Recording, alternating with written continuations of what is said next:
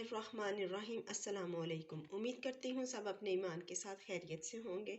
हम आज egg sandwich बनाएंगे, जिसके लिए हमें ब्रेड के पीस चाहिए। 4 सैंडविच ब्रेड चाहिए, 2 स्लाइस हमें चीज़ के चाहिए, नमक चाहिए, ब्लैक पेपर, वाइट पेपर और एक प्याज चाहिए बारीक कटा हुआ, और इसका पानी निकाल लेंगे हम हाथ से निचोड़ कर।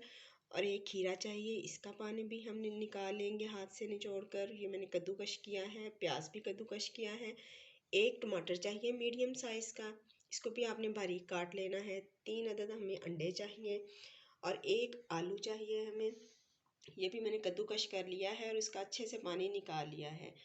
और चिल्ली केचप चाहिए हमें, मायोनीज चाहिए और ऑलिव्स चाहिए। हम एक बाउल लेंगे, उसमें हम अपनी सारी चीज़ें ऐड कर लेंगे और 3 हम अंडे डालेंगे। और अब हम इन सब चीज़ों को अच्छे से मिक्स करेंगे और इनका ऑमलेट बनाएंगे। पैन में मक्खन डालकर उसको गर्म कर लिया है। अब हम अंडे का मिक्सचर डालेंगे और इसको स्क्वायर शेप में सेट कर लेंगे। साइड कुक हो चुकी है, अब हमने इसकी साइड चेंज की है।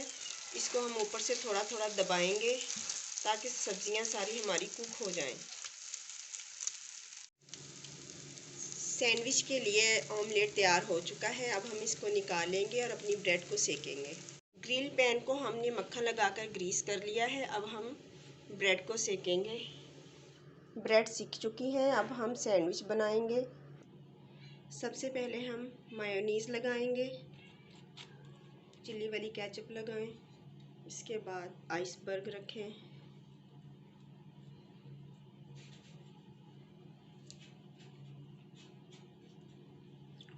आइसबर्ग रखने के बाद हम सैंडविच रखेंगे ऊपर, एग सैंडविच। थोड़े से ऑलिव लगाएंगे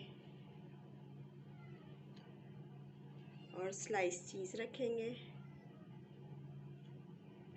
और फिर ऊपर हम ब्रेड का दूसरा हिस्सा रखेंगे, उसको थोड़ा प्रेस कर लेंगे। अल्हम्दुलिल्लाह हमारे सैंडविच बनकर तैयार हैं। आप भी मेरी रेसिपी को ट्राई करें और मुझे बताएं। आपके पास भी अगर कोई यूनिक रेसिपी है तो आप मेरे साथ शेयर करें, फिर मैं वो बनाकर आपके साथ शेयर करूँगी। जज़ाकल्लाहु खैरन कसीरा।